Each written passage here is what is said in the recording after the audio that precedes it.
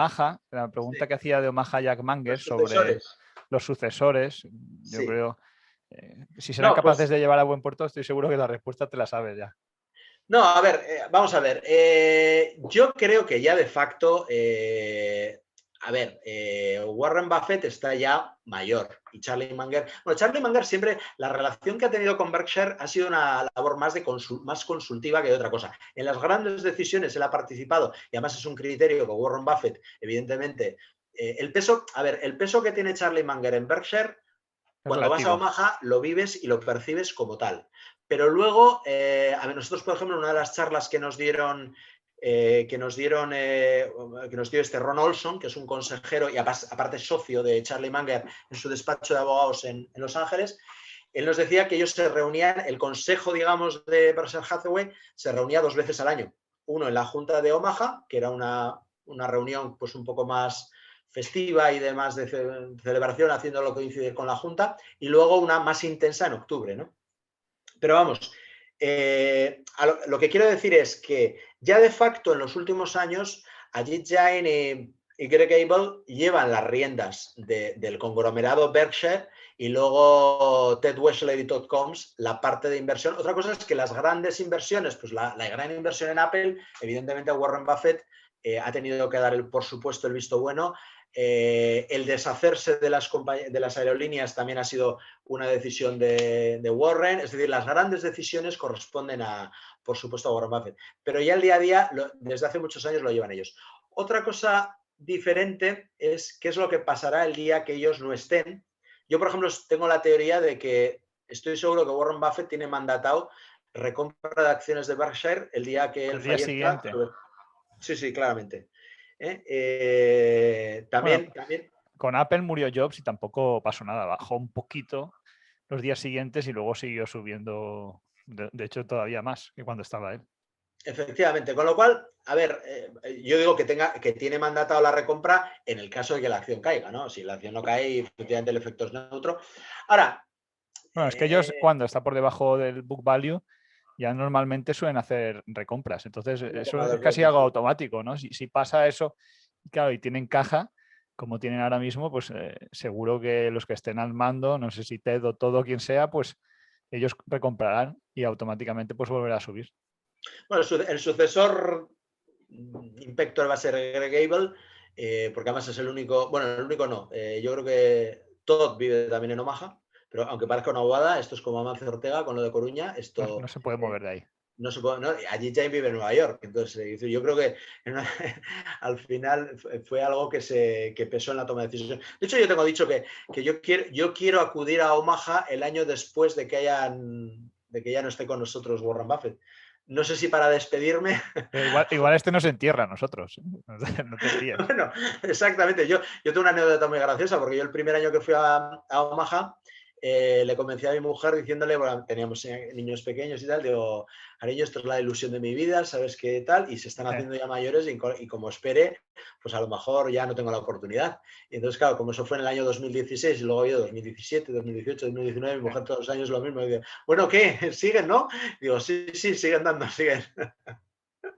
Pero vamos, que también es verdad que hay modelos, hay un modelo que replica, a mí, sobre todo desde que les conocí la primera vez y me entusiasmaron y estoy con ellos en cartera desde hace tiempo, Markel. Yo a veces que me preguntaban, bueno, ¿qué va a pasar con Berkshire cuando ya no esté Warren Buffett y Charlie Munger?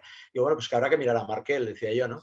Es un modelo muy, muy réplica, aunque sí que es verdad que los gérmenes, digamos, provienen, digamos, son historias un poquito distintas, pero al final el modelo al que tienden, claro, con una diferencia de tamaño brutal, porque Markel es el 5% de lo que es el conglomerado Berkshire.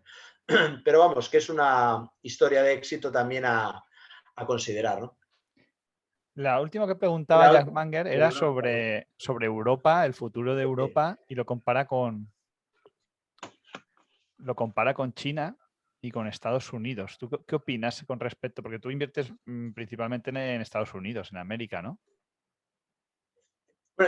¿Se refiere desde el punto de vista bursátil o desde el punto de vista empresarial? Bueno. Hombre, entiendo que ese es el punto de vista bursátil, ¿no? Hombre, desde el punto de vista bursátil, a ver, voy a empezar desde el punto de vista empresarial. Es curioso porque, bueno, ese tópico que dice que China es la fábrica del mundo, Estados Unidos es la fuente de innovación en el mundo y Europa es la fuente de regulación. Es cierto. Al final, que tiene mucha parte de verdad, desgraciadamente, pues al final hace que, bueno, yo no sea muy optimista con Europa, las cosas como son. Con el futuro de Europa. Pero bueno, ojalá me equivoque. Desde el punto de vista bursátil, a ver, también, si tú coges el mercado americano, les quitas las tecnológicas, coges el mercado europeo, le quitas el sector financiero, seguros y demás, la evolución tampoco hay un fenómeno de arbitraje mundial que tampoco, quiero decir que tampoco la diferencia entre un mercado y otro ha sido tan grande. Lo que pasa es que, claro, las FAN suponen ¿qué supone ya? El 20% del SP500. Es una barbaridad. Y la banca y los seguros en Europa, pues no un 20, pero igual un 10, un 12, fácil, ¿no? Entonces, eso es un poco lo que ha desnivelado la balanza entre unos y otros. Por eso Estados Unidos ha funcionado tan bien y Europa ha funcionado tan mal. Cuando la gente pregunta, bueno, ¿Europa recuperará lo perdido y tal? Pues es que yo no le veo al sector financiero tirando del carro, con lo cual, el sector financiero europeo me refiero, con lo cual tampoco veo yo, y tampoco le veo yo a las FAN pinchando. Entonces, bueno, pues no sé. ¿Y Ahora, China? ¿Cómo ves China? ¿Tienes alguna acción china? Yo no te veo pinta de comprar ahí ADRs de China, ¿no? No porque, bueno, en fin. A ver, no lo descarto, ¿eh? De hecho, pues bueno, Alibaba me apetece mucho mirarla y estudiarla y de hecho, pues a lo mejor lo hago y doy una sorpresa, ¿no? Pero... BYD, los que me escucháis, echarle un vistazo a BYD, que es creo que hablamos en el foro, que es la que compró Warren Buffett en 2008, Sí. BYD. No sé si todavía tiene recorrido, upside, como se dice ahora, en las redes, que mola más, pero es una empresa, yo creo que es una especie de Samsung aplicada a la tecnología de los coches y las baterías. No, igual llegamos tarde ahí, pero no sé, cuando la leí, la verdad que me gustó mucho ese negocio. Lo de llegar tarde porque sea más o menos pequeña la empresa, lo de los elefantes, que también los Sí, elefantes tienen alas, ¿no? Pero yo con Samsung, o sea, yo no tengo necesidad de ir buscando la empresa nicho pequeña y tal para obtener rentabilidad. O sea, de hecho, mis historias de los últimos años pues son los Apples de turno, Rock Packaging, la compañía de packaging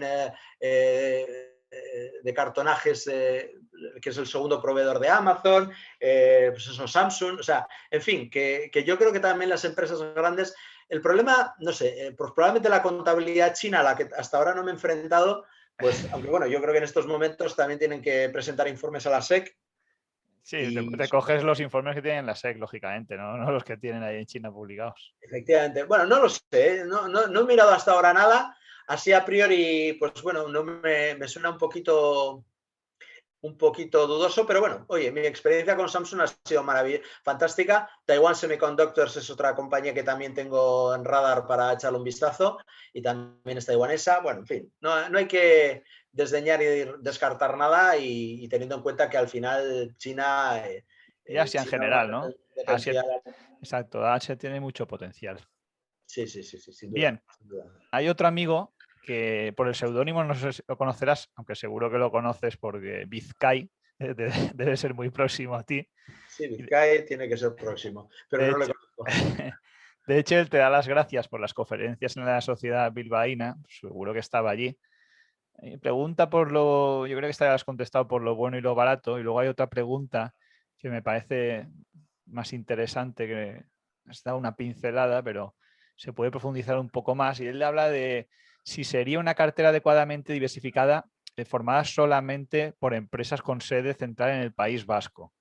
Y aparte de esa pregunta, dice algunas que, bueno, yo todavía conservo algunas acciones españolas, por el caso de Iberdrola la conservo, Vidrala, que me parece muy buena empresa, no comenta nada de, bueno, sí, Viscofan, aunque es Navarra, también la comenta, y luego habla de Iberpapel, Faes Pharma, Cine, NBI Bearings y Global Dominion. No sé qué te parece, la verdad que son empresas dentro del panorama que tenemos en España bastante buenas que no están relacionadas con el sector financiero y bueno, por ejemplo, a mí especialmente la que me gusta es Vidrala, ¿no? Que es una empresa del sector, supongo que la conoces, ¿no? Es una empresa, Sí, un sector muy aburrido, que tiene potencial, porque bueno, el vidrio es algo que es completamente reciclable y que además tiene una gestión, para ser una empresa del sector industrial que requiere mucha inversión, tiene una gestión excelente, ¿no? No sé si sabes el caso este, ellos compraron una fábrica en Bélgica y claro, les salía más barato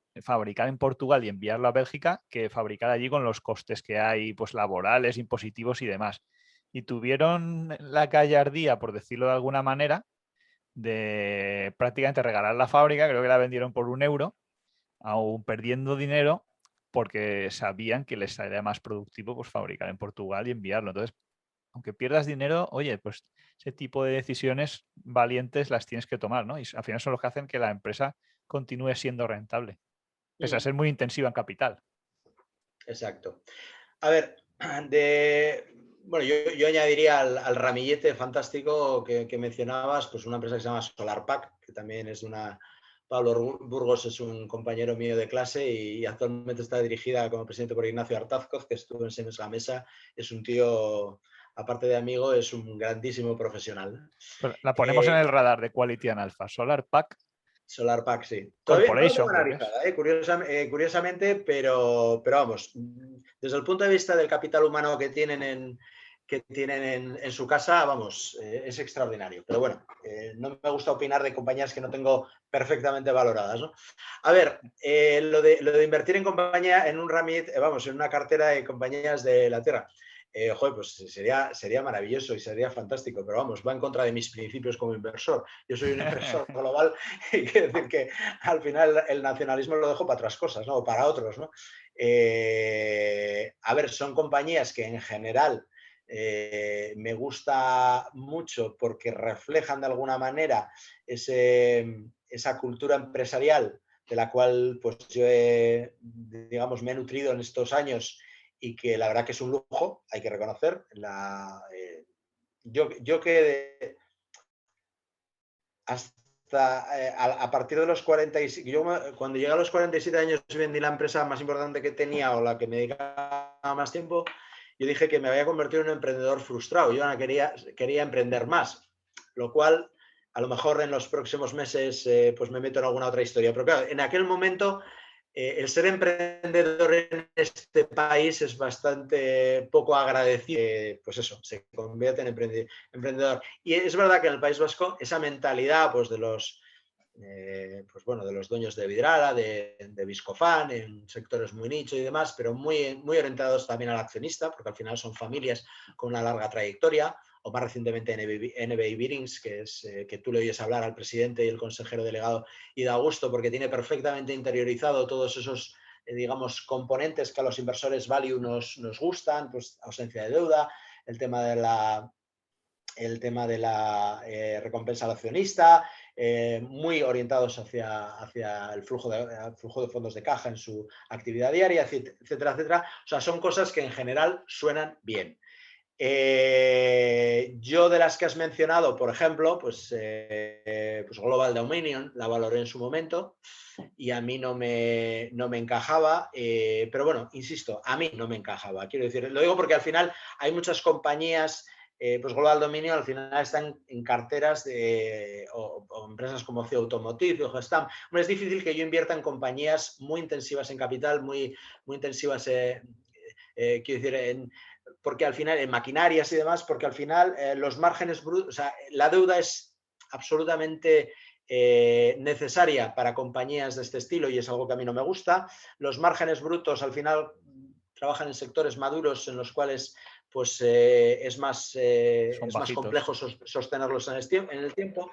Dependen de sectores muy cíclicos o ellos mismos son sectores cíclicos en sí mismos que de alguna manera no me convencen. Y luego Global Dominion, al final lo que ocurre con Global Dominion es una amalgama de muy diferentes negocios muy diversos que a mí ni por suma de partes, que tampoco me gusta mucho valorar por esa vía, me llegaba a convencer. Pero bueno, eso no quita para que sean grandísimas empresas, ninguna de ellas la tengo en cartera. No haría tampoco una cartera basado en criterios patrióticos, ¿no? digamos, de patrióticos, pero vamos, ni de País Vasco, ni de España, ni de Europa, vamos. De hecho, española creo que tengo en cartera Merlín exclusivamente, o sea, que te quiero decir que no, en ese sentido no. Y luego, no sé si había otra pregunta. De Bizkai, no, bueno. Había otra pregunta por parte del forero. Él hablaba de si priorizas lo bueno o lo barato, pues bueno, oye. Lo bueno, sí, es verdad, que lo bueno es sobre lo barato. A ver, sí, bueno, a ver, yo evidentemente soy más... es difícil que yo dé con un value trap, y porque uno las trampas de valor, porque al final uno va buscando el quality, la calidad.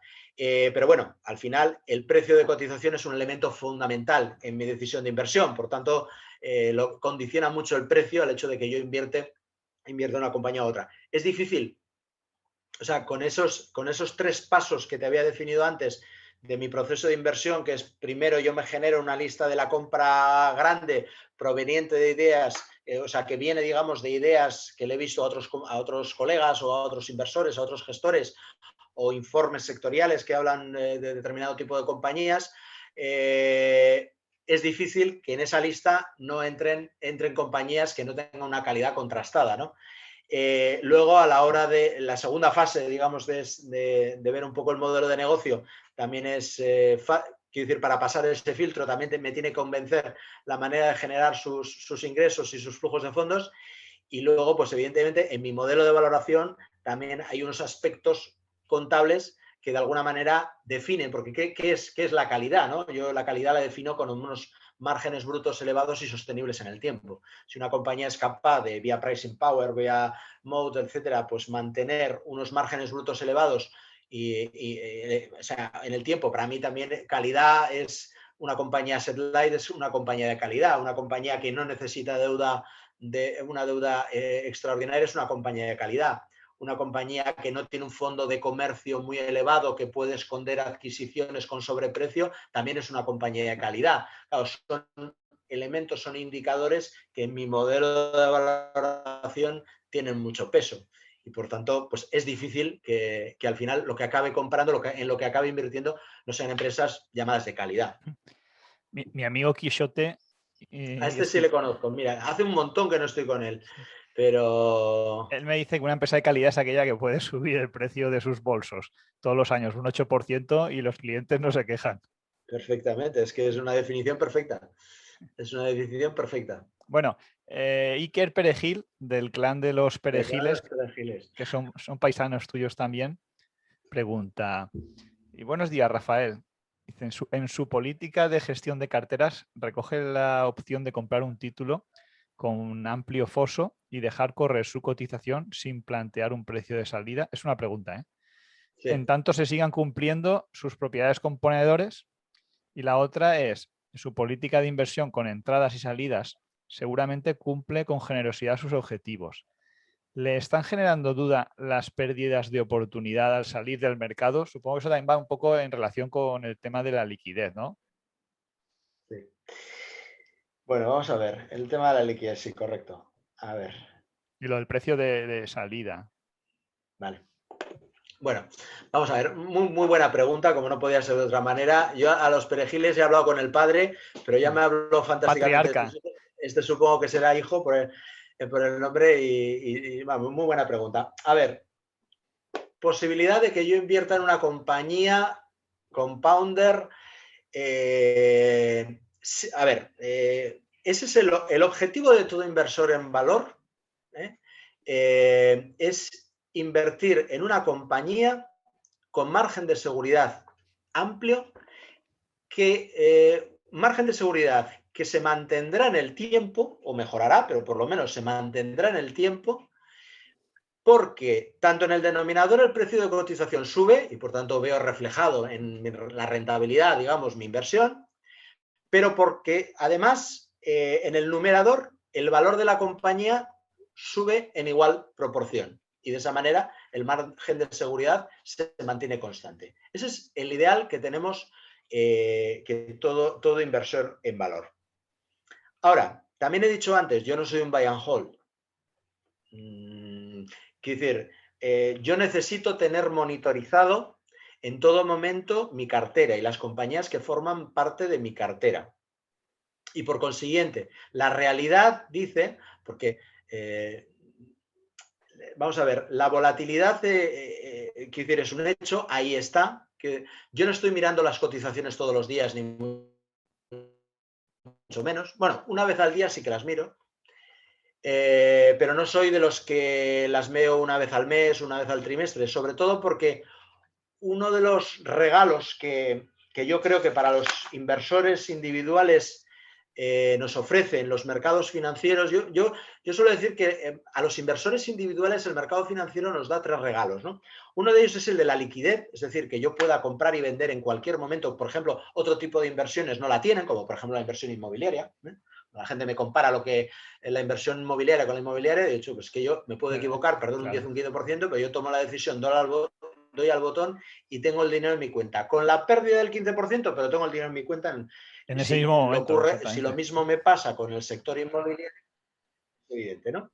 Luego, otro regalo que yo creo que nos da es la volatilidad, porque la volatilidad para mí, lejos de ser un riesgo, es un regalo que nos ofrece el mercado, porque si tú tienes claro el valor de algo, el Mr. Market, la posibilidad de comprarlo más barato, pues creo que es un regalo que es absurdo desaprovechar. Y luego unos bajos costes de transacción, que al final también un poco de lo que se trata, ¿no? Y al final compro en paquetes, en lotes económicos de X euros, y entonces al final, pues bueno, a mí el comprar y vender un lote me supone un 0,4 o 0,5% de rentabilidad entre la comisión de compra y la de venta. Es decir, si yo hoy compro algo y vendo algo en ese mismo día, o sea, mejor dicho, si vendo algo, de hecho me pasó, una anécdota voy a contar rápida. Yo un día que me equivoqué, entonces di una orden de venta y en vez de darla al precio que yo quería, la di al precio de cotización, vamos, al valor de mercado del momento, y entonces me ejecutó. Y dije, ostras, si ya este precio no quería venderlo, yo quería vender con un 5 o 6% por encima. Entonces digo, bueno, voy a deshacer la operativa, ¿no? Entonces al final calculé cuál era la comisión de venta, cuál era la comisión de compra, y entonces recompré y era pues eso, un 0,4, 0,5 por debajo. Di la orden de compra y ese mismo día se me ejecutó, con lo cual ese mismo día deshice el error en el que había incurrido, ¿no?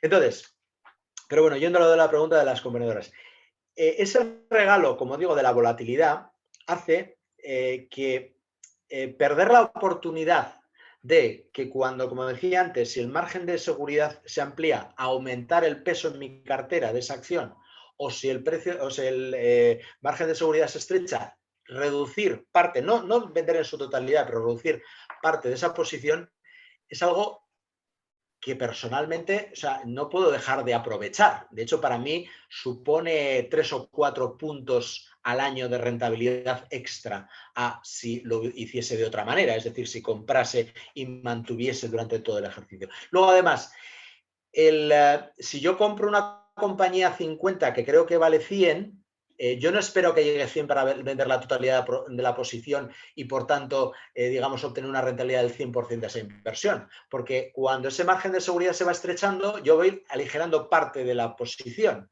Y, de hecho, las últimas acciones que vendo ya es una parte mínima de mi cartera, ¿no? Entonces, esperar o pensar que, porque luego esto también tiene que ver con el plano teórico de la hipótesis de los mercados eficientes, ¿no? Al final, un inversor value lo que está esperando es que el mercado tarde o temprano acabe reconociendo el valor que tú has calculado para esa compañía, que tú has estimado para esa compañía, ¿no? Quiero decir, no, la realidad suele ser bastante tozuda, y el mercado acaba reconociendo o dejando de reconocer el valor, el fair value de la compañía cuando considera, ¿vale? Y por tanto, yo tengo que actuar en consecuencia. En resumen, que no sé si se me está entendiendo bien, si no, es muy difícil, ese modelo de invierto en Procter & Gamble que decías antes, compone el 12% anualizado y lo mantengo durante 20 años, que lo hace Warren Buffett. Bueno, lo hace Warren Buffett entre comillas. Entre comillas, sí. Entre comillas. Es difícil que a mí se me dé, porque en algún momento de esa trayectoria el mercado puede haber sobre reconocido el valor intrínseco, el fair value de esa compañía y yo habré vendido. No sé si me estoy explicando. Sí. Igual lo que hago es después volver otra vez a comprar cuando... Es que el Mr. Market, como es tan caprichoso, cada día... O sea, pero la historia está de... Si fuera otro tipo de inversor, que ese también es otro debate interesante, ¿no? En tu foro habrá inversores de perfiles muy diferentes. De hecho, en la conversación que tuve con el patriarca Perejil, estuvimos hablando un poquito de este tema, ¿no? Porque claro, no es lo mismo lo que hago yo, que al final yo dedico una parte muy significativa de mi tiempo a la valoración de compañías. Para mí lo esencial de mi trabajo, la valoración de compañías, otro tipo de gente al final hace otro tipo de cosas, ¿no? Hay gente que invierte porque quiere rentabilizar al máximo su patrimonio, no va a entrar en valoración porque o no sabe o no le interesa o sobre todo no quiere destinar tiempo a ello porque a veces es un tiempo bastante desagradecido y bastante ingrato, y yo lo entiendo perfectamente. De hecho, lo que me sorprende, o sea, a los que hacemos valoración, coño, nos tiene que gustar mucho lo que hacemos porque esto, si no, o sea, a los ojos de cualquier espectador externo es... vamos, un coñazo, es un coñazo, pero vamos, pero fantástico. Meterte a ver los balances y las cuentas de pérdidas y ganancias. Vamos, en fin. Entonces, como la mayoría de la gente no hace lo que hago yo entiendo que esa mayoría de la gente sí que haga inversión buy and hold en empresas componedoras, etcétera, etcétera. Porque esos dicen, coño, pues es que al final yo no voy a estar vendiendo cuando el margen de seguridad se estrecha, ampliando el peso de la cartera cuando el margen de seguridad aumenta, corrigiendo la valoración cada vez que hay una presentación de resultados, una noticia. No voy a entrar en eso, eso no forma parte de mi día a día. Yo quiero invertir en algo, estar tranquilo con la confianza de que 3, 4, 5 años después voy a tener lo que puse más una rentabilidad suficiente. Coño, pues yo aplaudo, como también aplaudo, y lo comentaba con el señor Perejil padre, esa tendencia de mucha gente de invertir en empresas holding en las cuales confías, que al final también de alguna manera lo hago yo. Yo tengo en cartera Markel y tengo en Berkshire. Yo a Berkshire y a Markel no las tengo valoradas, porque valorar un holding es una cosa que, vamos, yo es que ni me atrevo. O sea, me parece imposible, directamente imposible. O un Brookfield o un, no sé. O sea, entonces, ahí inviertes porque tienes confianza y tienes fe en los gestores de esos holdings. Entonces, es una manera indirecta de yo no hago valoración, no entro tal, pero quiero tener, o sea, tengo, porque luego la siguiente derivada, que para mí es la óptima, es la de la inversión en fondos de inversión, con gente. Es que para mí, Berkshire yo la veo como un fondo de inversión. Al final, estás contratando un gestor que es Warren Buffett y con otro tipo de vehículo. El problema es que fiscalmente te penaliza más tener Berkshire en cartera que tener un fondo de inversión. Ojo, pero no tienes comisión en Berkshire. Lo único es que no la puedes traspasar. Pero ¿quién quiere traspasar Berkshire también? No vas a encontrar nada mucho mejor. Bueno, es verdad. O sea, vamos a ver, no. Efectivamente, si tienes Berkshire y no la vendes, tampoco tienes peaje fiscal hasta el momento que liquidas la posición. No, efectivamente, es que tienes toda la razón. O sea, efectivamente, es como si fuera un fondo de inversión, ¿no? Entonces, insisto, yo o sea, no es que para mí es el ideal, pero esto es como el modelo de descuento de flujos de fondos de caja cuando hablamos de valoración. Para mí en el plano teórico es el ideal. Ahora, la realidad es un modelo que no vale para nada. Pues con el tema de los compounding y el buy and hold, pues yo no, o sea, mi realidad, porque siempre cuando se produce un aumento del valor de la compañía como consecuencia de su buen hacer y de el modelo de negocio componedor, siempre en algún momento el Mr. Market nos acabará reconociendo ese valor, incluso por demás, y yo en ese momento me habrá pillado saliendo de la compañía. Vale, perfecto. Luego la otra pregunta era... Bueno, hemos hablado de la liquidez, si te está generando dudas, las pérdidas de oportunidad al salir del mercado, que yo creo que ya has dejado claro que no muchas. No, es que todo lo contrario, es que vamos a ver, yo en general, mi problema es el coste de oportunidad, eso lo he dicho al principio, lo he dicho hace un rato, porque yo, por mi modelo de valoración tan estricto, tan amarrategui, tan conservador, me pierdo muchas oportunidades y eso soy consciente. A cambio de eso, evidentemente, tengo pocos fallos, pero me pierdo muchas oportunidades. Entonces, yo salgo de Apple a 240 y de 240 a 600 me lo he perdido y eso lo asumo, ¿no?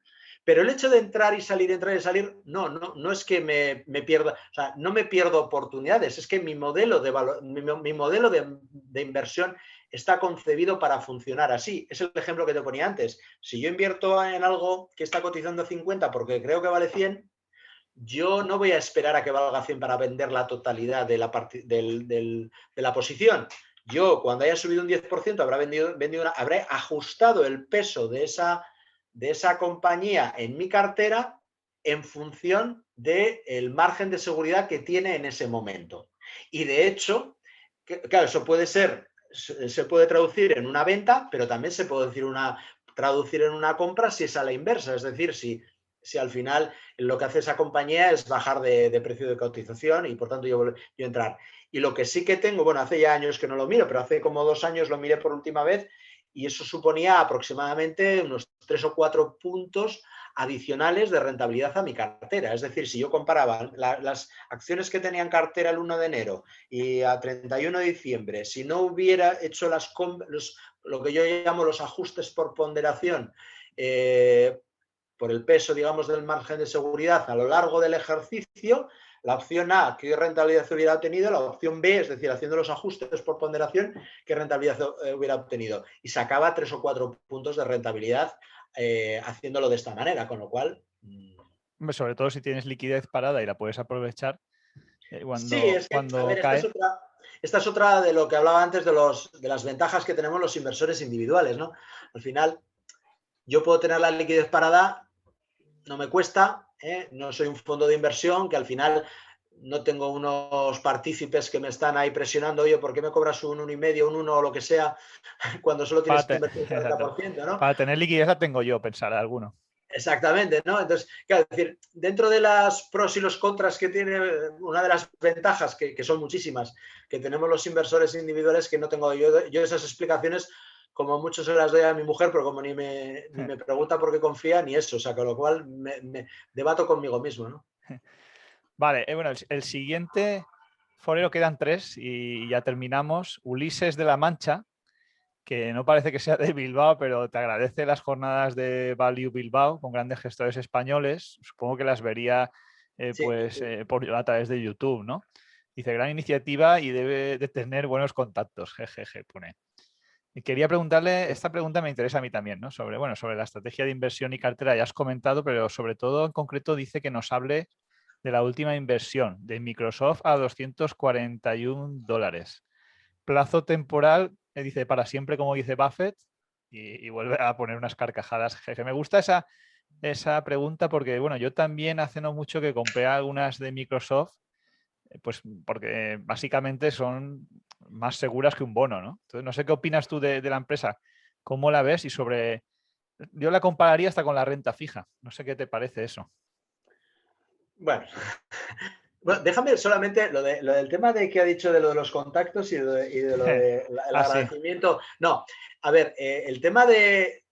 vamos a ver, para que te hagas una idea, el vídeo de Paramés lo han visto, creo que la última que eché en vistazo era 35.000 y en sala vinieron 200. Con lo cual, pues 35.000 son prácticamente toda la comunidad inversora que hay en España. Bueno, yo también lo he visto, así que probablemente lo hayamos visto todos.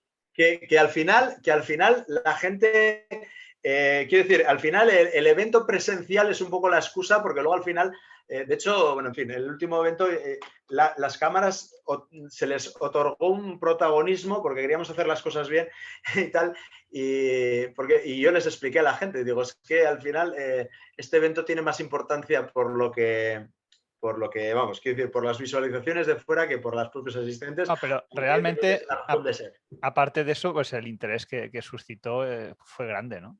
Por supuesto. Y con respecto al tema de los contactos, simplemente responderle, yo a todos y cada uno de los gestores que han venido, que les he invitado, no he tenido ni que insistirles. Y a la mayoría de ellos, bueno, a muchos no les conocía de nada. A ver, no les conocía de nada cuando les hablé del proyecto, luego ya con el tiempo ya sí acabas conociendo y tal. Pero, y sobre todo, bueno, Iván Martín cuando vino, no sabía realmente ni a qué venía ni a dónde venía.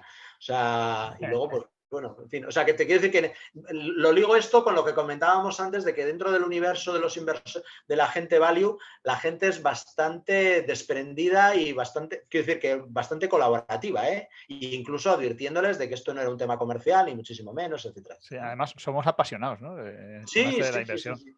Sí, nos encanta. No, a ver, el tema de Microsoft, a ver. Cuéntanos, porque a Microsoft, mí me apasiona esa empresa también, ¿no? Microsoft es una compañía que para mí dentro del mundo FANG, pues, bueno, FANG no incluye, bueno, FANG incluyendo Microsoft, ¿no? Probablemente junto con Facebook, que es la que está en una valoración más interesante y por tanto desde ese punto de vista me gusta. El cambio de estrategia que le dio Satya Nadella me pareció brutal, de pasar de Hombre, es una cosa de, vamos, de pasar de Balmer a Nadiela, el cambio ha sido radical, ¿no? Con el Bueno, tema de la pero nube. también lo de Balmer tenía su sentido en su momento y bueno, Sí, pero sí. Satya Nadella, o sea, quiero decir, le dio un giro importante lo de pasar bueno, Sí. del software on-premise, esto de tener las instalaciones, bueno, al mundo cloud y tal. Ese fue un Pues error mío, perdona, no haber bastante. invertido cuando cambió el CEO y pusieron a Nadella con lo que él tenía en mente. Yo creo que fue un error mío grave de omisión no haber invertido ahí, ¿no? Porque las posibilidades que había eran muchas, que se abrían con la nube, aunque había mucha incertidumbre, no como ahora que el tema está claro, pero era una oportunidad buena y después de una empresa que llevaba tanto tiempo parada, ¿no? Porque llevaba, no sé, prácticamente 10 años Microsoft, ¿no?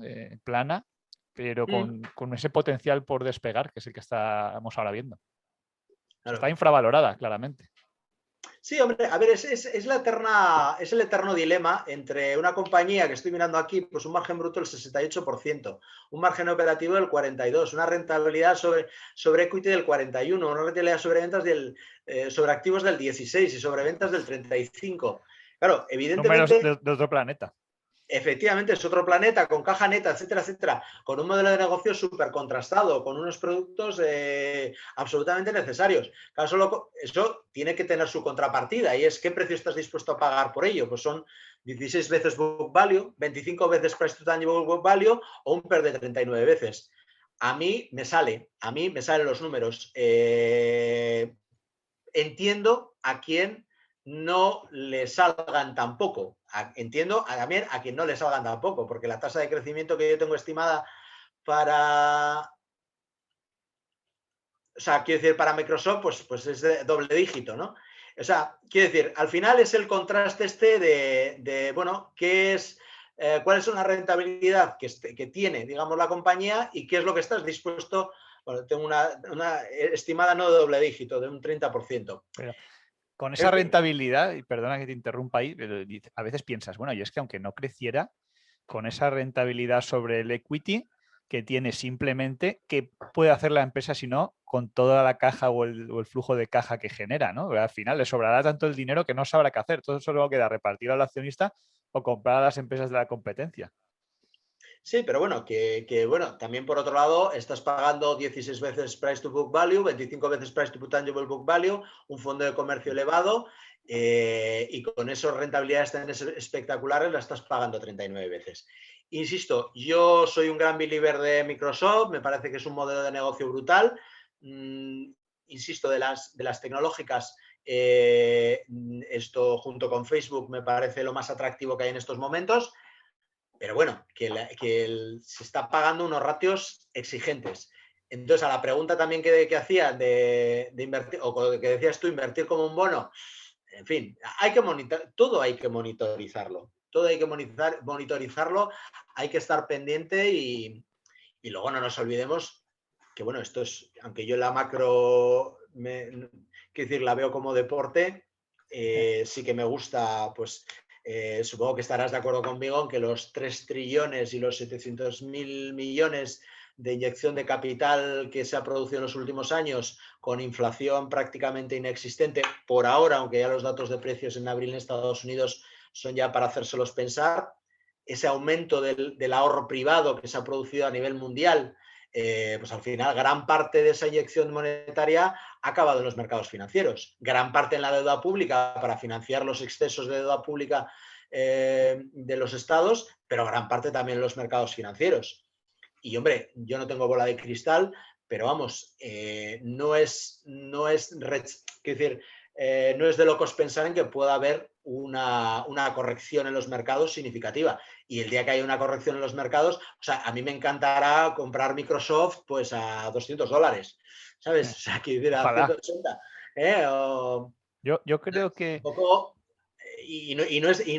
no es imposible que se pueda dar una circunstancia de esas, porque al final la inflación va a acabar llegando. Cuando todo ese dinero, el otro día leía un informe que hablaba, habían hecho una estimación de lo que se había dejado de gastar en el mundo como consecuencia de la pandemia, y hablan de 250.000 millones de dólares. Es Sí, decir, exacto. Exacto. Todavía tienen los americanos eso para inyectarlo en los activos financieros. Efectivamente, ese dinero está ahora en los activos financieros, la gente no ha consumido porque no tenía por dónde consumir. Me acuerdo que lo publiqué en Twitter y me decía un seguidor, me decía, bueno, esperemos que cuando empiecen a gastarlo no lo quieran gastar todo de golpe. Entonces, ese dinero en algún momento, la gente que ha estado ahorrando en época de pandemia, luego querrá consumir cuando tenga la posibilidad. Y entonces eso traducirá en inflación. Y la inflación, que de alguna manera a corto plazo, pues le viene muy bien a la deuda pública porque reduce el valor real de la deuda pública, si mide en términos nominales, aumenta la inflación, reduce el valor real de la deuda pública, pues al final le va a venir muy bien, pero tarde o temprano, y probablemente los bancos centrales tardarán mucho en intentar contrarrestar la inflación, pero el día que lo hagan mediante subidas de tipos de interés, pues nos viene también otra importante. Es decir, que yo al final, todo mi exceso de liquidez, de alguna manera, es por algo. Quiero decir, yo veo valoraciones muy exigentes, ¿no? Entonces, ¿estoy cómodo con Microsoft? Sí. Para tenerla per sécula, yo tengo un precio de salida para Microsoft. Entonces, en fin. Ahora, veo más próximo que Microsoft baje corrija a $200 o menos, que en un año vista llegue a mi fair value. Con lo cual podrías comprar más acciones. Indudablemente, estaré con la caña preparada. Hay un indicador que a mí me gusta. Bueno, lógicamente, lo que comentas es cierto que en algún momento va a salir dinero de la renta variable, pero yo creo que más que al consumo se suele ir sobre todo a la renta fija cuando se convierte en una alternativa, ¿no? Y ahí hay un indicador, por lo menos estadísticamente claro, que es pues, el famoso bono americano a 10 años, el 10-year, y las estadísticas dicen que cuando llega al 3%, entonces la gente es cuando empieza a plantearse ya, en lugar de estar en renta variable, pues empezar a poner el dinero en renta fija, que ya le da un cupón del 3%, y es cuando se puede producir ese punto de inflexión y ese traspaso. Mientras los tipos estén en torno al 1 o negativos, incluso como están en Europa, es difícil también que salga mucho dinero, independientemente de que, bueno, ahora cuando venga el fin por fin del coronavirus, haya gente que venda algo y se vaya de viaje, como decía el tuitero. Yo creo que esos serán pocos, pero el bono sí que puede dar un cambio, aunque también es verdad que estamos en un caso que puede pasar que haya inflación y tipos bajos, y eso tampoco se ha visto nunca, ¿no? ¿Cómo puede funcionar?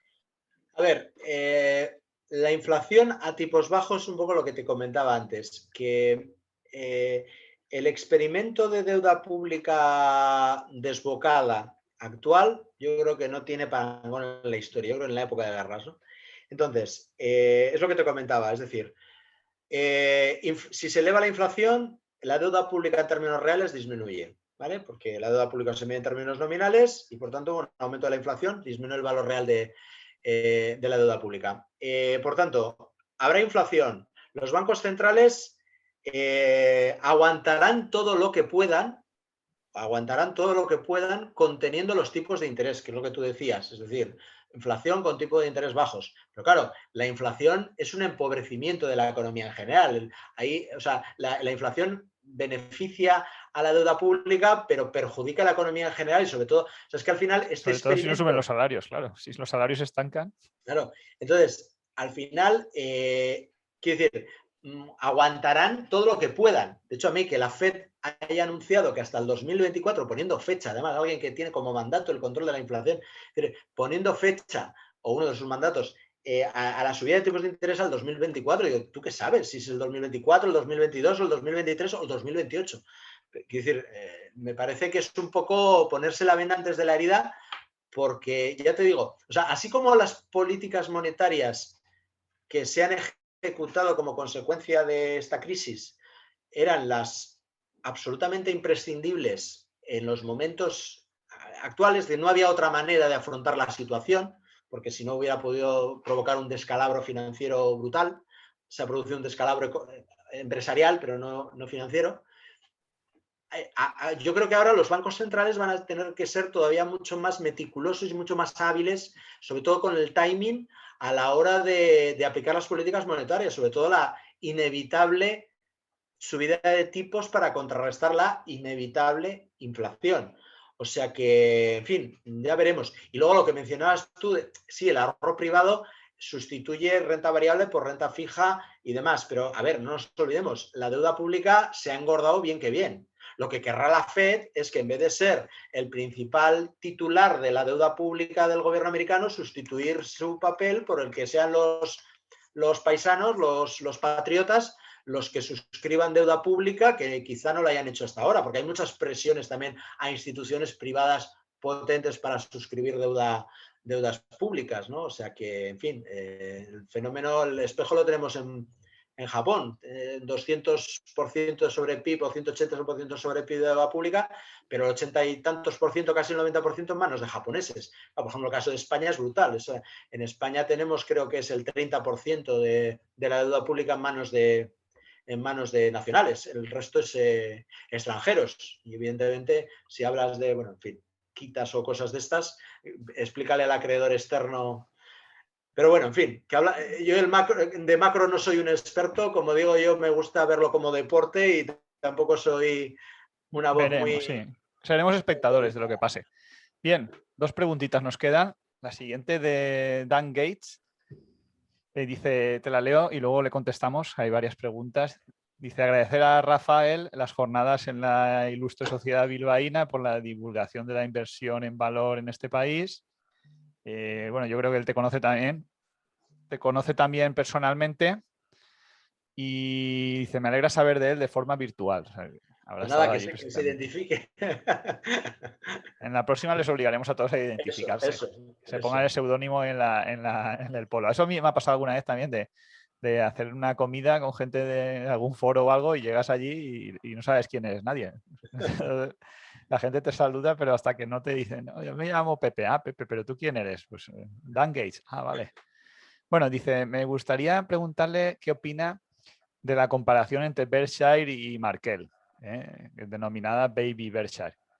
Ya que BRK tiene una aseguradora, Geico, que aprovecha su float para invertir en otros negocios, pero no consideraría en sí a BRK una aseguradora. Sin embargo, Markel sí que es un negocio puramente asegurador. Me gustaría saber su opinión al respecto de la diferencia entre los dos negocios. También me gustaría, en línea con lo comentado por Iker Perejil, sobre las entradas y salidas, yo creo que esta ya lo has comentado, y entra y sale en función de la valoración. No va en contra de lo que Buffett ha comentado siempre a sus accionistas a largo plazo de mantenerse siempre invertido. De hecho, tanto Berkshire como Markel no hacen split de sus acciones para fomentar la permanencia a largo plazo. Yo creo que esta ya la has respondido suficientemente. Y luego dice, ¿ha calculado el coste de oportunidad de no mantenerse siempre invertido en empresas como Berkshire, Markel o Apple? Dejaría fuera de la cuestión otras apuestas. Aquí, la otra sí que la has comentado, lo del 3,4% anual, aunque hay algunos errores como el de Apple que has cometido. Aquí me hace gracia porque te dejaría fuera otras apuestas más value como Renault y la financiera gratis. Y dice, por último, me gustaría saber en el entorno actual alguna empresa que esté estudiando como posible inversión o sin llegar a ser recomendación, ¿no? Porque, bueno, ya sabéis que no hacemos recomendaciones, sino solo vertimos opiniones. Eso es. Berkshire y Markel es la primera pregunta. A ver, yo las veo, son compañías, a Berkshire evidentemente la conozco desde el famoso libro de Buffett Way. A Markel la conocí el primer año que llegué a Omaha, el año 2016, porque, bueno, como anécdota decirte que los de Markel organizan un brunch el viernes siguiente. La junta de Berkshire son los sábados y entonces el domingo, perdón, no sé si he dicho viernes, el domingo siguiente a la junta de Berkshire, organizan un brunch en el Hilton de Omaha, que es el hotel que está justo enfrente del CenturyLink. Y cada año están yendo más personas. De hecho, el último año nos juntamos más de 1.200 personas, o sea, en el brunch de Markel. Y luego es curioso porque me acuerdo que una de las preguntas, el mismo formato además que Berkshire, ¿no? Preguntas y respuestas de la gente y demás. Me acuerdo que porque ellos son de Virginia, y uno de los asistentes le preguntó que por qué no organizaban estos brunch en Virginia en vez de en Omaha. Y entonces ellos le respondieron que en la junta de accionistas que celebran en Virginia suelen venir al año unas 200 personas, y que el brunch que organizan en Omaha vienen 1.200, con lo cual se puede imaginar la razón, que a ellos les encantaría que todos los que estábamos ahí acudiésemos a su junta de Virginia, porque es un sitio fantástico. Hizo un poco ahí de publicidad de su zona, porque también no es desdeñable que igual el día que dejemos de ir a Omaha tendremos que buscar nuevo lugar de peregrinación, y a lo mejor el nuevo lugar de peregrinación podría ser perfectamente Virginia y Markel. Pero bueno, yendo a la pregunta, a ver, son dos, vamos a ver, Markel es una réplica de Berkshire con diferencias. Diferencias desde el punto de vista de la concepción, por ejemplo. Berkshire son los partnerships de Warren Buffett, que al final en un momento determinado derivaron o sea, Warren Buffett en un momento determinado liquidó sus partnerships, decidió dar el paso, digamos, a convertirse en empresario, es decir, propietario del 100% de las compañías que quería tener en cartera. Hizo una primera inversión en Berkshire, se equivocó absolutamente, y desde entonces pues dijo, bueno, pues a lo mejor lo de la inversión al 100% no es la idea y hay que complementar ambas dos. Es decir, se quedó con Berkshire como vehículo, a pesar de que la actividad de Berkshire fue ruinosa. En poco tiempo se cruzó, digamos, en su camino la posibilidad de invertir en Geico como compañía aseguradora, descubrió el maná que suponía los flujos de fondos provenientes de las primas, descontadas las indemnizaciones que tiene que pagar las compañías aseguradoras, y la posibilidad de rentabilidad de esos fondos que constantemente provenían de la actividad aseguradora mediante inversiones ante las cuales él estaba muy familiarizado, y entonces vio el modelo perfecto, ¿no?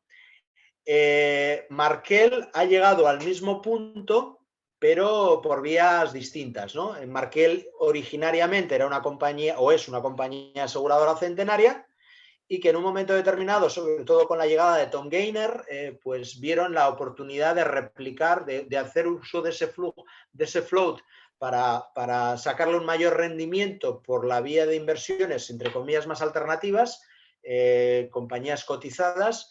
Este es un tema que también yo lo he discutido con americanos, porque claro, la regulación europea impediría que un Mafre de la vida, un catalán a Occidente, replicara el modelo Geico, porque, quiero decir, los flujos, eso, bueno, yo creo que ya es de sobra conocido, ¿no?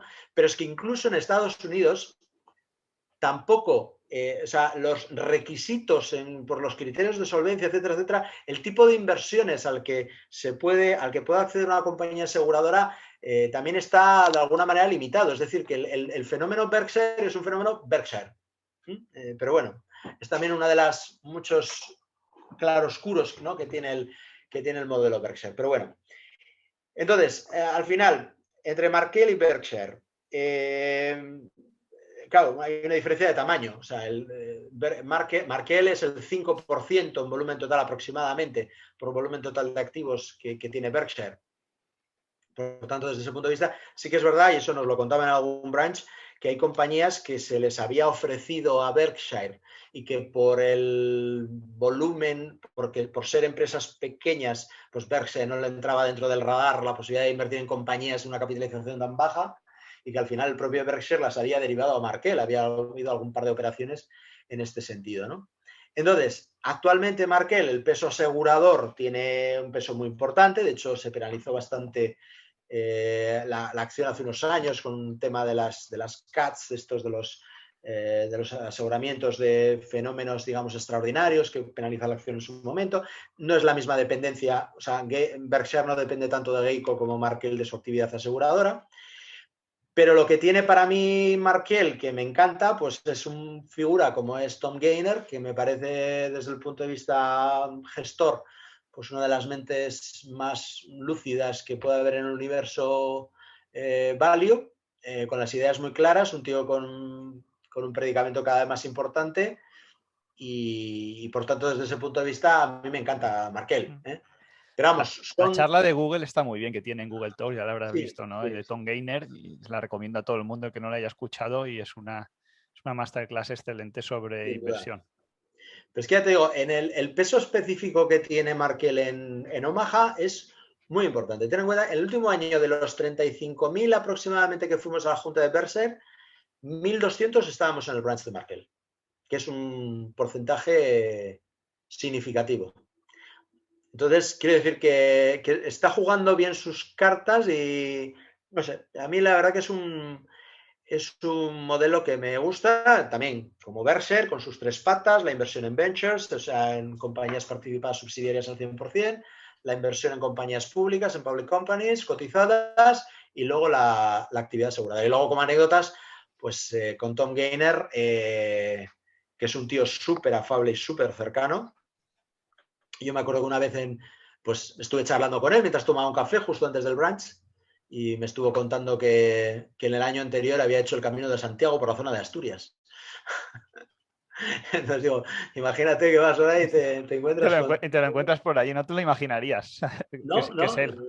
Y además que se quedó impresionado del país, que le encantó, tal. Pues Y otra lo vez, por invitamos ejemplo, a venir al Value Bilbao.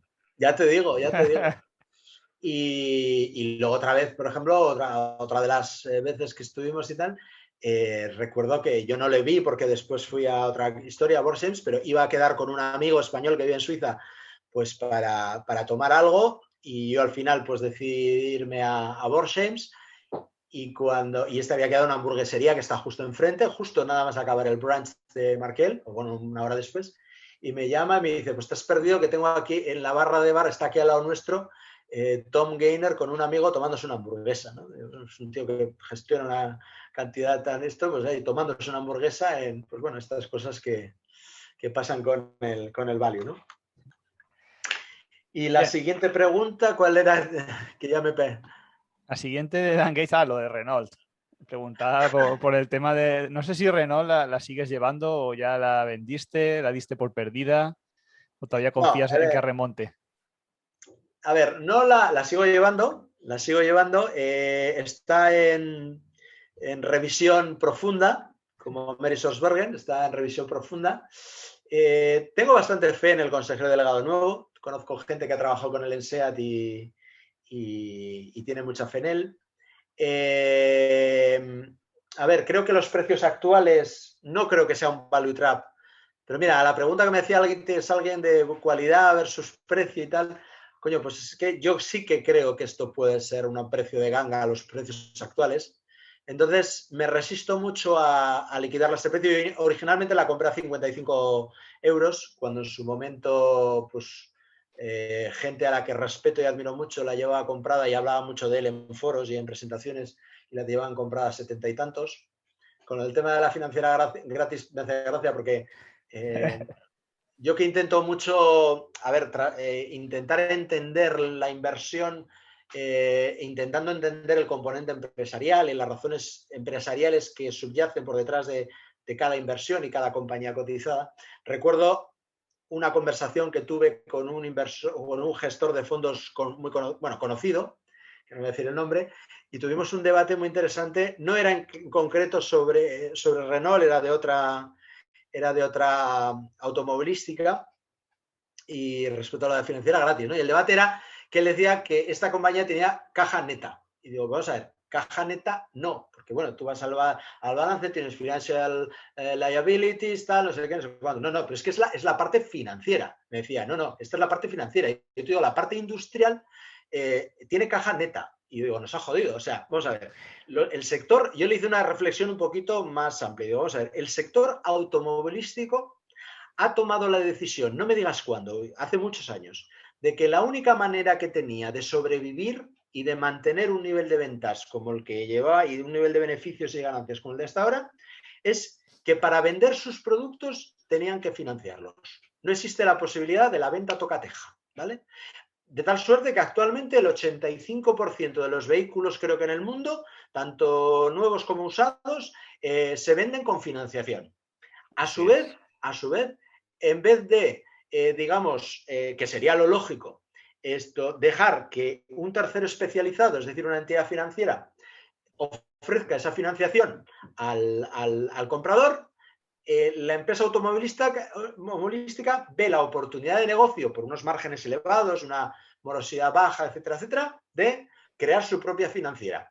Pero para crear su propia financiera y pagarle al contado al fabricante, a la matriz fabricante, tiene que pedir financiación de terceros, porque esto no le surge de si le está financiando al comprador, tendrá que recurrir a financiación por otra vía, ¿no? Y eso para mí, en el contexto global, digamos, consolidado de la compañía, para mí eso es endeudamiento.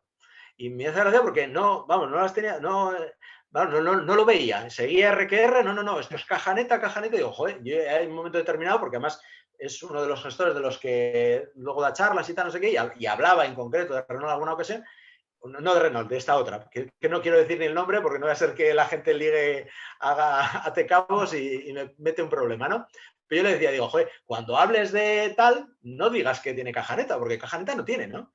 Pero bueno, en fin, me hace gracia lo de la financiera gratis. Yo nunca he dicho lo de la financiera gratis y todo lo contrario. Bueno. O sea, es que al final me parece que dentro de su modelo de negocio, digamos, la financiación forma parte de la alícuota, que es algo que, bueno, pues está ahí, que no te creas que me resulta lo más agradable, pero, en fin, está ahí. Le pasa un poco como con las petroleras, que es muy difícil de entender porque el ciclo va al revés y aparte es casi imposible de acertar. Las petroleras, el tema de tener deuda se valora muy mal por parte de los inversores. Una petrolera con deuda nadie invierte y necesitas además ese capital para invertir en exploración y producción. ¿Por qué? Porque cuando viene una crisis a lo mejor y tienes que invertir, nadie te lo deja. Y como no lo tengas, no inviertes, por lo tanto no vas a producir y nunca tendrás el petróleo, ¿no? Cuando pase la crisis. Entonces, pero si las refineras, por ejemplo, es al revés, que también cuando me estabas hablando de las petroleras, sí. Digo, ¿a qué te refieres? ¿A las de exploración y producción o a las refineras? Porque luego también hay... Yo, mira, fíjate, la refinería es mejor negocio en general, por eso. La refinería, de hecho, es mucho mejor negocio. Y las que exploran y producen, normalmente por eso compran refinerías para compensar un poco, ¿no? Sí, lo que pasa que a ver, las refineras digamos que el mercado las tiene mejor valoradas. A mí, quiero decir que el mercado... Va a margen. La refinería te mete un margen sobre el barril de petróleo y las producciones es incertidumbre en función del precio de mercado que te paguen. Entonces, en determinados momentos del ciclo, las refineras son muy aburridas y necesitan meter exploración y producción para resultar más atractivas. Yo es que tengo el sector bastante... Mira, una de las preguntas que se suele hacer, que no me la ha hecho nadie, pero bueno, el principal error de inversión. Yo realmente, es lo que decía antes, mi principal error de inversión es que me pierdo muchas oportunidades, el coste de oportunidad por mi modelo de inversión, digamos. Entonces, ese es mi principal error. Pero el segundo gran error, o sea, el error que cometí de esto que dices, pues fue con Repsol, con el tema de la nacionalización de YPF. O sea, no daba dos duros, ahí no tenía... ahí es justo cuando estaba yo en el comité. Ahí es justo cuando estaba yo, casi la culpa es mía. Pues, en fin. Sobre eso podemos hacer otro capítulo. Yo no daba, o sea, yo estuve hasta el último momento como un ingenuo idiota pensando, digo, no serán capaces los argentinos. Pues fueron. En 15.000 millones se valoraba YPF, 15.000 millones de dólares. Y los bonos que dieron valían 5.000 y esos bonos estaban valorados a cero. Lo que pasa es que al final consiguieron que se los compraran, ¿no? Además, unos bonos que sabes que nunca van a llegar a vencimiento de la República Argentina, porque no te pagarían mucho antes, yo no sé. Ahí fue una labor muy buena también del director financiero de conseguir venderlos. En fin. Pero bueno. Pero bueno. Ese ¿Y cuál era la otra pregunta? Que había tres, ¿no? La otra pregunta de Dan Gates, bueno, lo que pasa es que yo creo que habla de largo plazo, que creo que eso ya lo ha respondido, ¿no? Dice, no va en contra de lo que Buffett de la recomendación siempre a sus accionistas de largo plazo, de mantenerse siempre invertidos. Ya has comentado un poco tu modelo de entrar y salir, ¿no? Para conseguir un poco más de rentabilidad. Pero insisto, es que has mencionado tú antes con lo de Apple, el error de inversión en Apple. No, es que para mí Apple no es un error. Para mí el error de inversión es Repsol, pero Apple no es un error de inversión, porque yo en Apple, o Tenías sea, claro el precio de salida, ¿no? mi ciclo se cumplió a la perfección. Compré cuando quise comprar, vendí cuando quise vender. El problema es, y eso me pasa con Apple y con otras muchas, que me pierdo el recorrido posterior. Que podría ajustar mi modelo de valoración, vale, pero si ajusto mi modelo de valoración, a lo mejor me entra lo que no quiero. Cosa que de esta manera me entra solamente lo que quiero, ahora lo dejo correr, pues no lo suficiente. Pero yo en Apple vendí cuando quise vender. Pues tú te pones un objetivo, por ejemplo, de retorno, no sé, un 20%, o que puede ser anual o con una periodicidad inferior, y hasta cuando llega ese Bueno, momento. exactamente sí, pero no exactamente así. Yo lo que me pongo yo lo que hago es una valoración. Para mí, insisto, esto es como Simeone, partido, valoración, valoración, valoración, ¿no? O sea, los tres secretos de la inversión inmobiliaria, location, location, location. Pues a mí, valoración, valoración, valoración. Para mí la valoración es la esencia. La valoración cambia, sube, baja, pero la valoración contrastada con el precio de cotización es lo que determina el margen de seguridad. En función de cómo está el margen de seguridad de una compañía, estoy o no invertido y tengo el peso que tengo. Ya está. O sea, cuando el margen llega a cero, entonces tienes que venderla. Absolutamente, pero para llegar a vender cuando el margen llegue a cero, ya habré reducido mi posición porcentualmente. Lo que me llega cuando llegue al margen de seguridad a cero, ya quedará muy poquito de la inversión inicial. Imagínate cuando el margen de seguridad será el 50. Muy bien, muy bien. Pues vamos a ir con el último forero, alias Fondo Perdido. Este es un amigo de San Sebastián, de Donosti, que siempre se queja de que lo hacéis todo en Bilbao. A ver si le llevamos a algún evento allí. Es que como no podemos tener la ciudad que ellos tienen, nos tenemos que conformar con otras cosas. No, es un pique sano el que tenemos. A mí me encanta Bueno, ese. en el fútbol alguno lo lleva a los extremos, ¿eh? Sí, sí, pero Aunque bueno. hay que reconocer que ellos lo están haciendo mejor ahora. Sí, hay que reconocer que sí, hay que reconocer que sí. Pero bueno, nosotros tenemos nuestra filosofía. Es que yo soy muy del Atleti, ¿eh? A mí el Atleti, yo tengo además una cosa muy curiosa. A mí no me gusta y cada vez me gusta menos el fútbol. Ahora soy socio del Atleti desde pequeñito y a mí no me quites de mi Atleti todos los días. Ahora no te veré una final de la Champions y no sé qué. El Atleti es otra cosa, eso ya es casi una religión. Bueno, pues habrá que ir a ver algún partido ahí. En fin, te leo las preguntas y las contestamos al final, como de costumbre ya para terminar. ¿Cómo ves el tema de la inversión cuantitativa? Bueno, primero te agradece como todos pues, tu presencia, la entrevista, el evento de Value Bilbao, que la verdad que la gente pues, lo agradece mucho, está muy contenta. Y dice, ¿cómo ves el tema de la inversión cuantitativa y las criptos? Bueno, cuantitativa ya hemos hablado, cómo la vemos. Las criptos no hemos hablado, no hemos preguntado nada. Dice si te hacen tilín o no te seducen. Me hago una idea, ahora nos contestarás. La siguiente dice, ¿cuáles son las ventajas que crees que tiene el value investing frente a otros enfoques? No sé, supongo que se referirá sobre todo pues, a enfoques tipo el trading, ¿no? O otro tipo de enfoques en los que no se hace una valoración por calidad exclusivamente. ¿Qué ocurre si el mercado de valor, si el mercado no reconoce el valor de la empresa infravalorada o si tarda más de lo que teníamos previsto?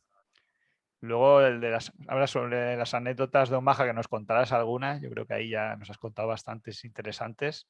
Hay un vídeo también en YouTube en el que cuentas incluso más. Y la última también es bastante graciosa. Dice chuletón o pescado. Bueno, la última es fácil, pescado. Yo no soy muy de chuletón, fíjate. ¿No? Fíjate que hay en Twitter, y me da un poco de envidia, ¿no? Porque muchos amigos inversores siempre están colgando fotos de chuletones ahí en Bilbao. Y digo, ostras, los chuletones aquí no se ven. Aquí publicamos alguna paella de vez en cuando, pero no tenemos esa costumbre. Además es que yo tuve un problema de salud hace años y tal, el tema gástrico, y me hizo gracia porque cuando me recuperé y tal, me quitaron la vesícula y tal, y me dijeron, lo único que me prohibieron fue el chuletón. Y digo, pues, Ah, mira. Perfecto, si solo me quitas eso, no tengo ningún problema, ¿no? Pero vamos, qué obsesión con el chuletón, ¿no? Pero vamos, que no. Me gusta mucho el pescado. Me gusta en general el buen comer, pero que aquí se come de maravilla, ¿eh? Cierto. Pero vamos, el pescado me gusta mucho. La cocina vasca es muy buena, doy fe, salvo los arroces, que eso es, como en el Levante no hay Sí, no, nada. los arroces, es que esto es como ¿cómo era esta señora que hacía el arroz, la paella, es súper famosa en Valencia, que cuando iba a cocinarle a los reyes a Madrid se llevaba el agua desde Valencia, ¿no? Es que claro, es Sí, que es cierto, sí. Sí, así tiene que ser, así tiene que ser. hay un Bueno, restaurante muy típico que se llama La Pepica, en el Paseo de la Malvarrosa, que ahí iban los reyes, ¿no? Y se hizo famoso también sí, por pues eso. igual, es que yo esa anécdota, y creo que la anécdota era pues eso, de que le fueron a cocinar a Madrid por algún evento o alguna historia y se llevó el agua de esto. Sí, Yo en porque Valencia además está, dicen que el en agua mi tan época, dura te deja el grano más entero. pues su razón seguro que tendrá. Es que además en mi época de lo de los parques infantiles, de mi primera etapa de vida profesional, yo iba mucho a Valencia, con lo cual, vamos, he disfrutado de sus paellas y de su gente mucho, ¿no? La O sea, Albufera y todo lo conocerás bien, ¿no? Y el Palmar también. sí, sí, sí, sí, sí. Vamos, y me acuerdo además, bueno, en fin, estuve en una boda de un gerente que teníamos allí y vamos, un arraigo patriotero impresionante, él era de un pueblo y tal, y cuando se levantó todo el mundo a cantar el himno valenciano, digo, jolín, y Ostras. luego le dicen a los vascos. Me llamó la atención, ¿eh? No, aquí lo que es igual era Manolo, esta la canción típica de las fallas, ¿no? Que te ponen siempre Paquito Chocolatero, porque eso sí que No, está no, muy, no, no, muy no, no, arraigado.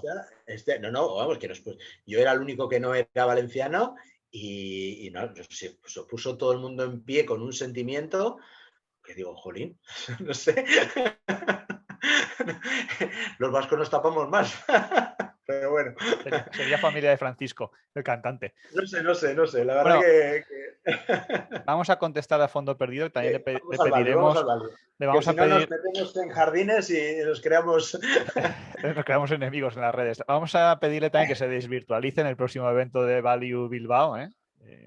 ¿El que, Y perdona? ¿Lo te digo el último? le pediremos que se desvirtualice para el próximo evento de Value Bilbao en persona, para que tú también Eso sepas, es. le puedas poner cara. Mm. Y no, vamos a contestarle al tema de las criptos. Sí, Y inversión cuantitativa y criptos. sí, exacto. A ver, Bueno, bueno, en primer lugar, bueno, vamos a empezar con lo de las criptos, que es un poco más fácil. A ver, mi opinión de las criptomonedas. A ver, me parece que es un fenómeno más allá del tema de inversión, me parece que es un fenómeno que viene, que sería que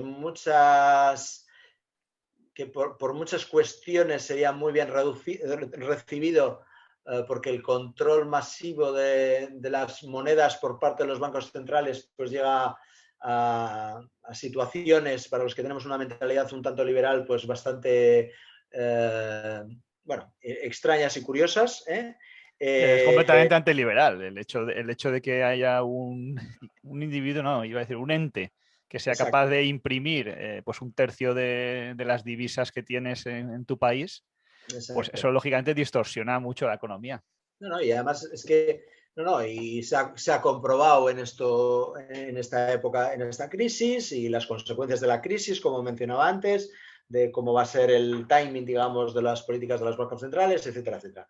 Ahora, como inversión, vamos a ver, yo las criptomonedas las observo con mucho interés, sobre todo la tecnología que subyace detrás de las criptos, pero a mí en estos momentos como inversor me parece, o sea, como inversión, pues me parece que son un elemento más de especulación que otra cosa, ¿no? Entendida como yo invierto en algo esperando que obtenga una rentabilidad de esa inversión como consecuencia de que alguien en un futuro esté dispuesto a pagar más por lo que yo estoy comprando ahora, sin que, digamos, haya habido una creación de valor o una generación de rentas y demás. Yo creo que una moneda, se suele decir que tiene que cumplir los tres requisitos, ¿no? Lo de la reserva de valor, lo de que sea un instrumento de pago y una unidad de cuenta.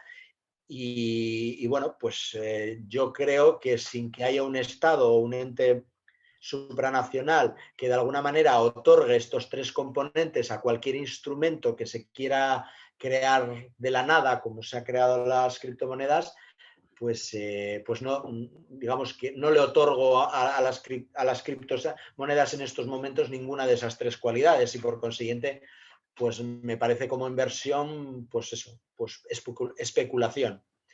Y no creo que, sin ser un experto ni muchísimo menos, no creo que los estados dejen, digamos, que las criptomonedas pues evolucionen más allá de lo que ellos consideren que sea necesario y que será poco. Porque, vamos, pensar que los estados pierdan el control sobre las monedas me parece que es... No, no lo van a poner fácil, no tiene pinta de que lo vayan a facilitar ellos. En absoluto, con lo cual, en fin, yo no invierto en criptomonedas, insisto, porque tampoco invierto en oro, pero bueno, en fin, también la inversión en oro creo que tiene un componente especulativo importante, aunque ese sería otro debate. Y si no nos lo han preguntado, dejémoslo estar. El oro sí que se ve claro que es una reserva de valor, ¿no? Porque al final pues, es un material que tiene un precio. Hombre, ha demostrado en el tiempo que es una reserva de valor, pero en estos momentos no hay ningún estado, una entidad supranacional que respalde esa reserva de valor. Pero bueno, sí que ha demostrado en el tiempo, pero hasta el año 72 tenía reserva de valor, a partir del año, y era unidad de cambio, pero a partir del 72 no. Y luego todo el oro que hay en el mundo se puede conservar en 3 piscinas olímpicas. En fin, cada vez que tú estás... Pero bueno, insisto, es un debate, eso sí que nos llevaría por... Los cerros de Úbeda. Ojo, yo soy tipo, mira, en eso soy tipo Berser, aunque no lo he hecho hasta ahora. No creo que invertiría en oro, pero sí en mineras de oro. Bueno, y el tema cuantitativo, ¿qué opinas El tema cuantitativo. Del tema cuantitativo? A ver, al final la valoración es cuantitativa. Lo primero es que, a ver, es que, ¿qué es el cuantitativo, no? Porque yo, por mentalidad, por mi manera de ser, en que tampoco me voy a enredar en este asunto, pero yo soy muy cuantitativo, pero en todos los órdenes de la vida, ¿no? Todos los órdenes de la vida. Yo necesito un modelo mental para mi vida, para mi familia, para mi trabajo, para mi dinero, para mis vacaciones, para mi, ¿sabes? Necesito tener todo perfectamente controlado. Para mis empresas, cuando las gestionaba, los que sigo gestionando, necesito tener todo muy controlado. Por tanto, por eso sí, cuando algo crece mucho y pierdo el control, pues a mí personalmente esto.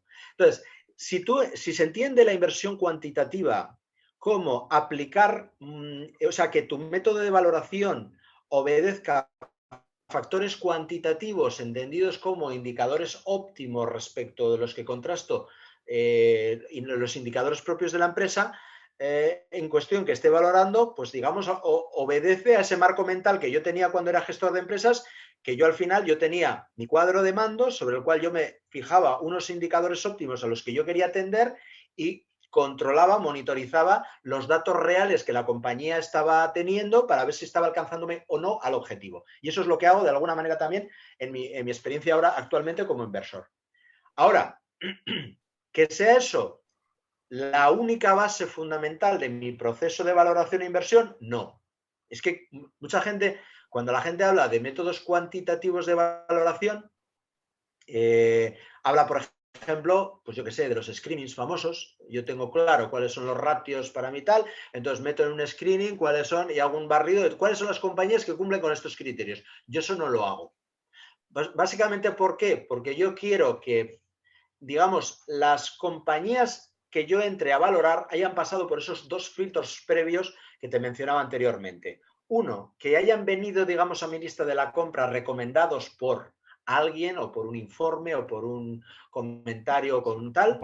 Sí, alguien de renombre, o por un gestor. Alguien de renombre, alguien a quien respete, que muchas veces no tiene por qué ser de renombre, pero alguien a quien respete. Yo he entrado a valorar compañías simplemente porque me las ha comentado un amigo que no tiene nada que ver con el mundo de la inversión, ¿no? Pero bueno, Canada Goose, por ejemplo, es una compañía que estudié, que luego me encantaba todo, excepto la cotización, ¿no?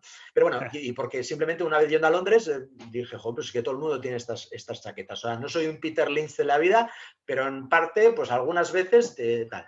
Luego hay un segundo filtro previo que también te comentaba, que es entender el modelo de negocio. Entonces, para mí esas dos fases que son puramente quality, digamos que se tienen que cumplir para que yo llegue al modelo de valoración. Ahora, cuando llego al modelo de valoración, a pesar de que tengo indicadores quality también, pues como el mode, bueno, tengo una serie de indicadores quality en mi modelo de valoración, hay que reconocer que, digamos, los indicadores cuantitativos tienen un peso mucho más importante que los quality. Pero insisto, han pasado por los dos filtros previos anteriores. Por tanto, ¿hago screenings y este tipo? No. No. Ahora, que tiene mucho de cuantitativo, sobre todo mi modelo de valoración, sí, porque yo soy así, porque tengo una mentalidad en ese sentido muy pues eso, de intentar tenerlo todo controlado, y para mí tenerlo controlado es tenerlo cuantificado. Y para mí, ya para ir a más, el tener algo cuantificado es tener claro cuál es el objetivo, cuál es el tope, y tener claro en qué punto estoy. Y por ejemplo, ya por último, ¿qué ventaja crees que puede tener este tipo de valoración o este tipo de trabajo que haces con respecto a, pues no sé, el que pueda usar screens exclusivamente o el que use un criterio de calidad o de... Hay gente, ya sabes, el famoso juego aquel de los dardos tirando monos, ¿no? Que cogen y escogen unos niños Nike, Apple, Disney, y probablemente les vaya bien, ¿no? ¿Qué ventajas y desventajas crees que puede tener? A ver, vamos a ver, yo no me atrevo a decir ventajas y desventajas desde un punto de vista absoluto. Yo lo que sé es que yo siempre defiendo lo mismo, ¿no? Porque sobre todo hay gente que me pregunta, ¿en qué fondo me inviertes? Yo, conoce al gestor, es muy importante conocer al gestor. Si inviertes en un fondo de inversión o en un holding y tal, es muy importante conocer al gestor. Entonces, a mí, yo es que no contemplo otra posibilidad de invertir si no es como lo hago. ¿Por qué? Porque por mi manera de ser yo necesito tener perfectamente monitorizado cuál es el valor objetivo que yo tengo para ver si mi inversión se ajusta o no se ajusta. Creo que esto a lo largo de la charla lo hemos introducido en varias ocasiones. Para mí, otro tipo de modelos de la inversión en tendencias, pues no me siento cómodo, pero claro, no es una recomendación para otros ni muchísimo menos, porque volvemos también a lo que decíamos antes. Lo que hago yo no lo va a hacer todo el mundo, no por capacidad, que seguro que la gente es mucho más capaz que yo, sino por tiempo, por ganas o por afición, porque realmente lo que hablamos antes, que lo que hago yo divertido no es, de hecho es bastante todo lo contrario. Entonces, para quien no hace lo que hago yo, que es valoración previa y después veo si invierto o no invierto, cualquier otro modelo del tipo de invertir en fondos me funciona, me parece perfecto. Invertir en holdings, me parece perfecto. Invertir en empresas compounders o en dividend kings, me parece perfecto. Hasta inversión pasiva, del cual no hemos hablado, que también daría para mucho, también me parece perfecto. Es decir, cada uno conócete a ti mismo y actúa en consecuencia. En mi caso, insisto, yo cuando descubrí el value investing hace ya muchos años, hace ya 15, 16 años, ¿por qué yo vi la luz a raíz de este libro? Porque me pilló en un momento de mi vida en el cual yo me hacía unas preguntas que eran muy sencillas. Cuando me va bien, sé por qué me va bien. Cuando me va mal, sé por qué me va mal. Y como la respuesta a ambas dos preguntas era no, y yo descubrí que la inversión con criterios empresariales, o llámase inversión value, o llámase inversión con previa valoración, me ayudaba a entender el por qué las cosas me iban bien cuando me iban bien y las cosas me iban mal cuando me iban mal, dije, este es mi camino. Bueno, entender es fundamental, ¿no? Lo que uno hace pues para, no sé si que le vaya bien, pero por lo menos dormir tranquilo. Dormir tranquilo, fundamental, fundamental. Eso es lo fundamental. Muy bien, Rafa, pues hasta aquí han llegado las preguntas. Muchísimas gracias por tu tiempo. No sé si tienes ya prevista alguna fecha para el próximo Value Bilbao. Seguro que la gente ya está con ganas de acudir presencialmente, aparte de los que lo verán en formato por YouTube. No sé si tienes algo pensado o ya para después del verano. Bueno, vamos a ver. Antes del verano seguro que no, porque además, bueno, como estoy, bueno, repito, como he dicho antes, para mí, Value Bilbao, no, a pesar del peso que tenían y la importancia que tienen las visualizaciones en YouTube, solo tenía sentido presencial. Las circunstancias, además, porque estoy en la Junta Directiva de la Sociedad Bilbaína, tenemos todavía limitaciones de aforo impuestas por la normativa vigente y por tanto antes de verano seguro que no, pero mi intención es hacerla después de verano. Repetiré la invitación a Lola Solana, que era la invitada que quedó pendiente cuando llegó la pandemia, que estoy seguro que aceptará encantada. Tengo ya además nombres, porque además esto de que haya transcurrido ya año y pico, ya tengo ya los nombres pensados para el futuro. Y por tanto, pues eso, será en esa época. ¿Qué más te iba a decir? Bueno, en relación, que ha habido también una pregunta respecto a las anécdotas. Como bien decías, tengo un vídeo en YouTube no, pero bueno, ya he respondido en varias ocasiones. Tengo un vídeo en YouTube donde las cuento, pues algunas, pues bastante, pues bueno, lo del tema de estar en la cola esperando con Pat Dorsey, un largo rato en la cola ahí con su mochilita y tal, y charlando. ¿Te diste cuenta a la primera de cambio o tuviste que pensar un poco, ¿no? Porque normalmente, no estás esperando ahí que Pat Dorsey esté tu lado esperando para entrar. Es que la anécdota tiene un pre, te la explico rápidamente, ¿no? Aunque lo explico con más detalle en el vídeo, pero bueno, en primer lugar, en Omaha tú puedes doblarte a la esquina y encontrarte pues a cualquiera, a Steven Keel, te puedes encontrar a Thanos Santos, te puedes encontrar a cualquiera, ¿no? Con lo cual, en ese sentido, sorprenderte no sorprende, no, pero lo que ocurre es que yo esa mañana había estado en la Universidad de Nebraska-Omaha y había dado una ponencia a Pat Dorsey. Y entonces yo, en aquel momento, bueno, todavía existe, teníamos todavía ese foro ya no, ese grupo no, pero bueno, otros compartimos, digamos, chats de WhatsApp, pues inversores, gente que son profesionales, pues yo que sé, como Flavio Muñoz o Emérito Quintana, etcétera, etcétera, compartimos chats, ¿no? Y en aquel momento, en ese chat, pues yo estaba escuchando y yo sabía que en ese chat había muchos fans, entre otros Emérito, de Pat Dorsey, y entonces pues yo estaba ahí viendo la ponencia y tal, y puse en el chat, pues estoy asistiendo a una ponencia con Pat Dorsey. Y luego, posteriormente, acabó su ponencia y se sentó, porque una vez que acababa su ponencia, ellos se incorporaban al público y seguían escuchando el resto de ponencias. Y entonces se sentó justo detrás de mí, pero justo detrás. Son de estas, como las aulas estas americanas que van así en escalera, ¿no? Y entonces yo puse en el chat, y ahora la tengo justo detrás. Y hubo algún gracioso en el chat que digo, a que no hay huevos de sacar una foto y no sé qué. Y entonces me puse el móvil para hacerme un selfie. Saqué la foto, donde salía yo, porque es que tenía justo detrás, salía yo y Pat Dorsey detrás. Y lo gracioso fue que yo lo mando, claro, sin darme cuenta, y entonces empiezan a partirse los compañeros porque, claro, es que Pat Dorsey se me había quedado mirando y se veía en la foto. Se veía a Pat Dorsey mirando como yo me sacaba el selfie con él detrás. Y entonces cuando lo vi, dije, ostras, qué apuro y tal. Entonces cuando llegamos al descanso, fui donde él y le expliqué la anécdota. Digo, mira, soy de España y tal, no sé qué, no sé cuántos, y estoy en un chat con muchos admiradores tuyos, y entonces me quise sacar un selfie para que lo vieran y demás, porque no se lo creía, bueno, me monté en una película y tal, ¿no? Y entonces pues, se rió y tal. Y justo esa misma noche, yo estaba esperando una cola, porque el acceso a, eso lo explico muy bien en el vídeo, tampoco me voy a extender, pues cómo accedes a la junta y demás, y entonces yo fui a hablar con un amigo mío mexicano, que le conozco de Omaha, pues para comentarle una cosa y tal. Y justo voy donde él, y es mi amigo mexicano que estaba con Pat Dorsey. O sea, que mi amigo, bueno, había visto la oportunidad, vamos, mi amigo se chupó toda la cola de 2 horas y media con Pat Dorsey, no sé lo que se contarían, pero hay, porque claro, una vez que estabas en la cola ya no te mueves, por si no pierdes el sitio, ¿no? Entonces yo fui donde él, hablé con mi amigo mexicano y me quedé así de esto que digo, pues es Pat Dorsey, ¿no?